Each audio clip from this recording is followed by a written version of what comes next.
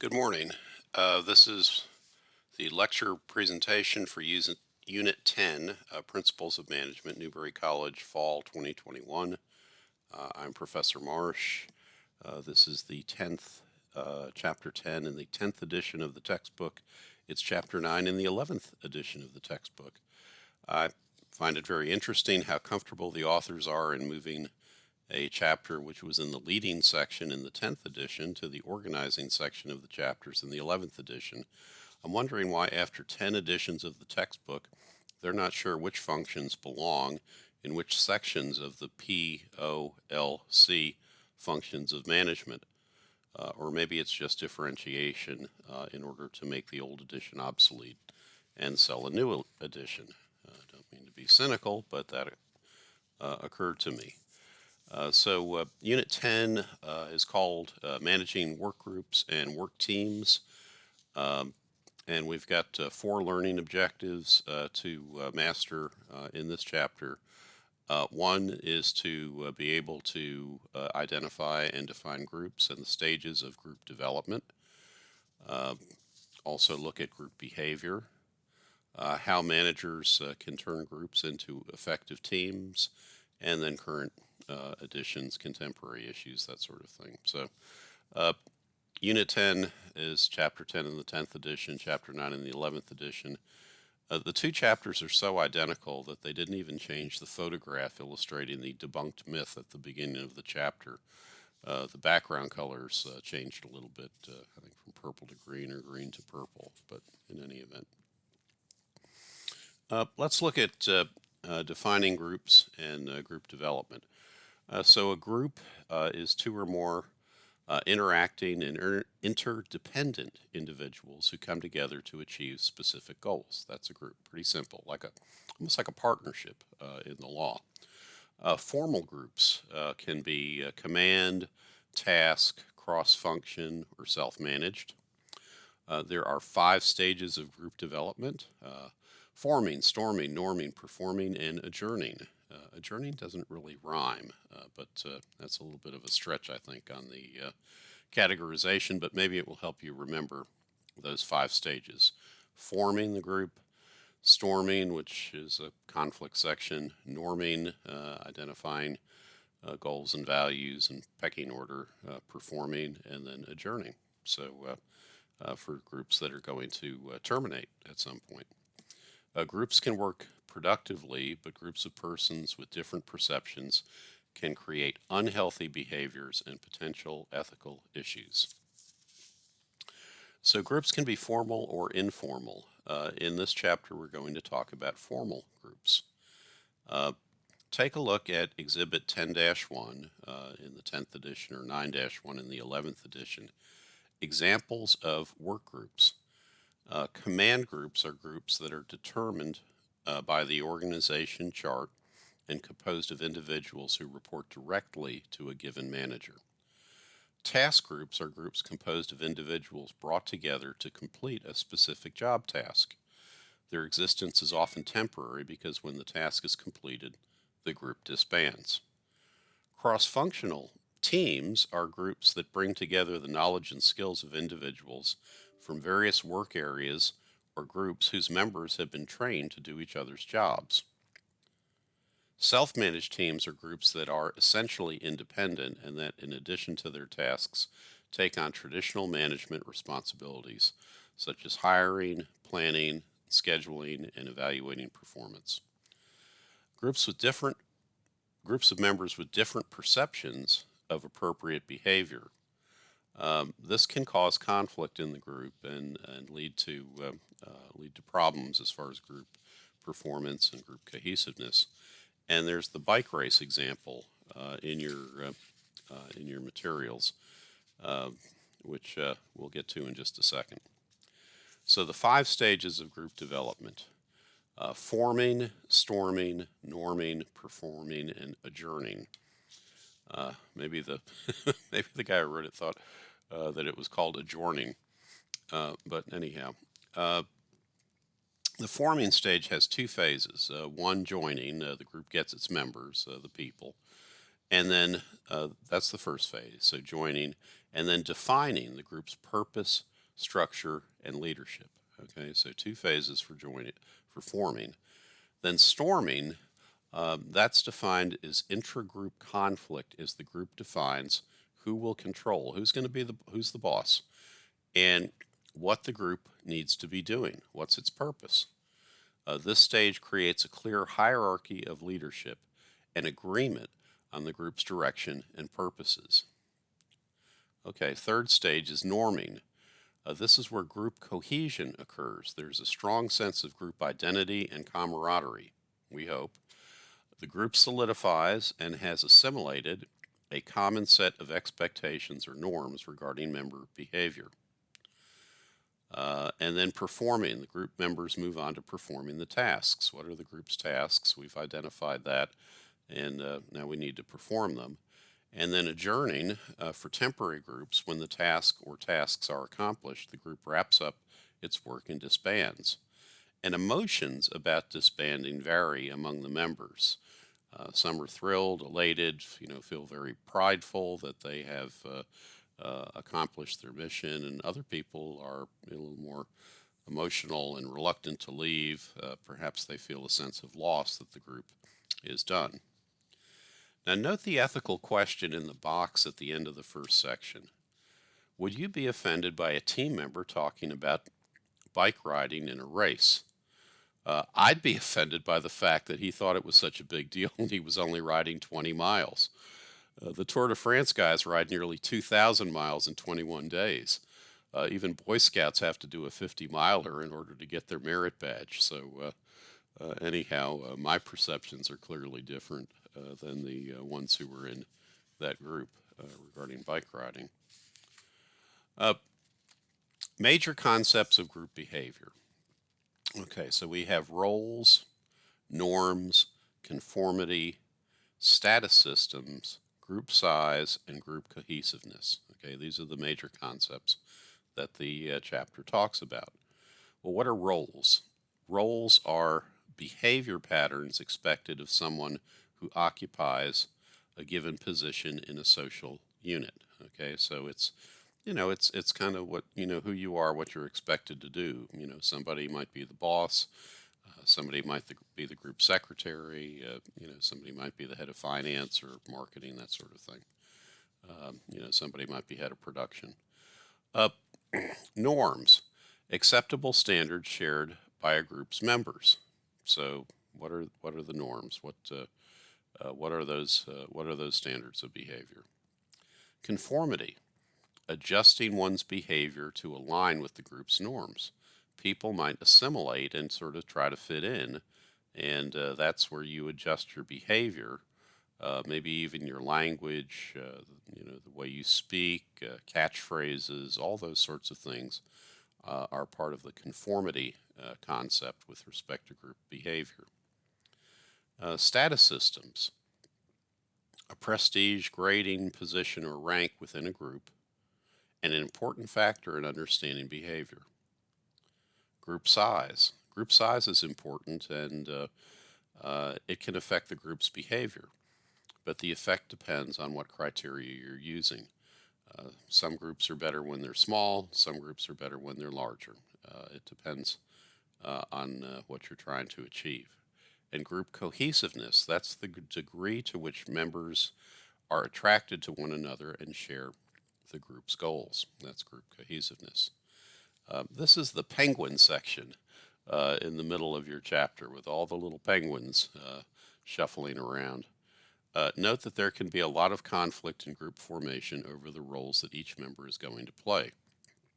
Several members might expect to be the leader, and there might be some conflict in politics as the group forms and storms. Examples of norms can include work habits and intensity. That's probably the most important one. But also dress codes, where you to go to lunch, stuff like that. Who's in which lunch clique.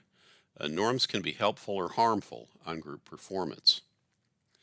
Conformity can be subtle or sometimes even patent peer pressure to adjust one's behavior to the group standards. Status is perceived within groups. This is a psychological reality, and it is important that the status matches the appropriate roles. Congruity is necessary, or there can be continuing conflicts, and I've certainly seen this dealing with a bunch of lawyers. As you might imagine, some lawyers are difficult to work with in groups. I know that's something that has never occurred to any of you, but you may find with other lawyers that there is continuing conflict and debating over who's right, who's wrong, who's making decisions, and who's in charge. So, anyhow, and I'm on a lot of groups with a lot of lawyers. Uh, Group size, 5 to 7 members, small groups. That's good at completing tasks quickly, figuring out what to do, and getting a job done. Larger groups, 12 or more, are better at problem solving, finding facts, and gaining diverse input. Uh,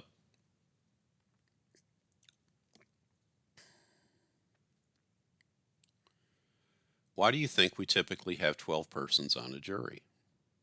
Right? Because we want to get an accurate decision, and we want to have all perspectives uh, in society uh, present in making that decision. We want to have a good representative sample, a jury of someone's peers who is on trial for a crime, or a representative sample of the community for deciding a civil case.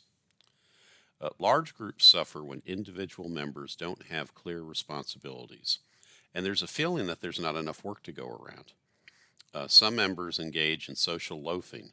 That's just socializing off task because they feel their position in the group really isn't important to the tasks the group needs to accomplish, or perhaps because they've already completed their part of the job. If you're managing a large group, you want to assign work so that everyone keeps their oars in the water rowing along. If someone finishes their list, find something else for them to do to continue to hold them accountable. The worst thing a group can do is to have a bunch of members who just want to talk instead of work. That's just poison at an office. Group cohesiveness. As a manager, you want to form a group with high cohesiveness and also a high alignment of the group and the organizational goals. One of the best examples of this was Herb Brooks and the 1980 USA Olympic hockey team. If you ever have a chance to watch the movie Miracle, starring Kurt Russell as Herb Brooks, you'll see how Brooks worked to identify a group leader and how he brought them together as a cohesive unit by making them hate him instead of each other. So they put their old, school, college, hockey rivalries aside to focus on a common enemy, which was the coach. And a number of coaches do this. You'll see that this is a technique that goes back for a long time with a lot of teachers, a lot of coaches. Certainly, Vince Lombardi, uh, encouraged his team to come together because he was so strict and not arbitrary, but really unfeeling with respect to um, the rules that he had for the Packers back in the 1960s when they were winning all those championships. Bobby Knight is a good example of this. And it's a leadership technique. It tends to create controversial leaders because of the extremes that you see. I had the experience of attending a basketball camp that Bobby Knight was one of the guest coaches at back in the 1960s when he was the head coach at Army, and he brought along one of his assistant coaches, his last year's captain, a guy named Mike Krzyzewski. And Bobby Knight ran drills for us on the basketball court that are sometimes called grass drills, except on a basketball court there's no grass, it's asphalt. And when you're diving on the ground, you're going to get pebbles in your hands. You're going to get little rocks that stick in your hands, and you're going to bleed from doing up down drills, grass drills, on a basketball court. And as we were doing these drills, Bobby Knight would go around and talk, and encourage us to do them harder. And as people's knees and hands got scuffed up and bloody, Bobby Knight would call out battle scars, men, be proud of them. Uh, and by the end of the session, I think everyone was united in their perhaps admiration of Knight's talent as a coach, but also hated his guts. So that was an example of some group cohesion, perhaps not the most positive type. Uh, but if you look at the Miracle movie, how Herb Brooks, brought them all together, and what happened then was that their shared values and their high cohesiveness paid off as they moved farther along in the Olympic medal round. Everybody on that team had a well-defined role, and all of them knew that they would have to continuously work hard at all times to beat the other more experienced and accomplished teams like the Russians. And if you look in my PowerPoint materials, you'll find a link to the again scene where they had just tied one of the Scandinavian teams that they really should have beat, and Herb kept them in the arena all night doing line drills. So that is an example of that. Okay, turning groups into effective teams. How can managers, turn a group into an effective team? So the book presents a discussion of groups versus teams, different types of work teams, making a team effective, issues with technology and collaboration. That's been particularly important during the COVID crisis the last year and a half. Team effectiveness, team composition, work design, team processes, and there's a discussion of managers shaping team behavior. So I always begin with a question: can lone wolves be turned into team players? How do you do that? Well, the book starts out with a few definitions, and work groups and work teams are not the same. Work groups are groups that share information and help individuals do their jobs more effectively. Maybe like the billing or accounting department in a business. But work teams are organized to perform certain tasks and achieve certain goals. They're not just a process shop; they're actually a job shop with a specific task and goal to accomplish. There can be problem-solving teams, self-managed work teams, cross-functional teams. Today, you'll even find virtual teams who use technology to bring together geographically dispersed members to solve a collective problem. The factors in team effectiveness, you can see these in Exhibit 10-6 or 9-6 in the 11th edition, with the factors for team effectiveness grouped into the broad categories of context, composition, work design, and process. Managers can help shape team behavior by selection of team members with complementary work skills that in some are necessary to complete the task. That's my old example of you don't want to have a baseball team with 9 pitchers. You need people who can play shortstop in the outfield and people who can hit. Selecting members who work well in teams, that's important to shaping team behavior, and or training the lone wolves to be better team players. There are training specialists exist who can help the high-performing lone wolf to work better in the pack. I guess this is very appropriate for Newberry College. Training the super smart, super efficient player to be more patient with the others and to accept expertise from areas in which he or she might not be as proficient. These are all characteristics of the valuable but perhaps introverted or less social lone wolf. Managers can also support and encourage team success with team rewards, like things like pay and bonuses. Okay, what are some of the contemporary issues? Managing team goals, team structure and global teams, team processes and global teams, and when not to use teams. The authors and editors missed an opportunity to replace current with contemporary in the new edition.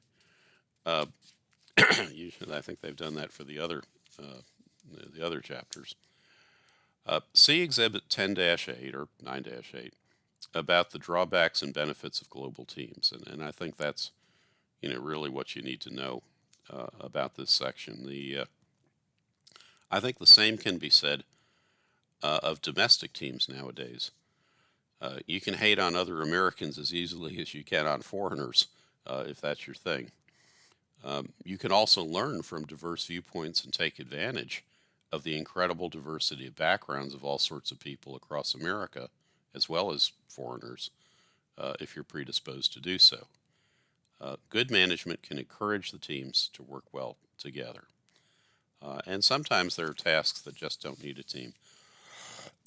There are some tasks that basically one person can accomplish, and you just want to find the best person for the job. So then you really wouldn't want to, it's sort of like the division of labor and specialization of tasks on the assembly line. You don't want to break the tasks down so much that one person is just doing the same thing over and over again. But you also don't need a team, just to tighten a nut, or a bolt or something. So anyhow, that's that for unit number 10. And next time we will work into unit number 11. And have a great day. Bye bye.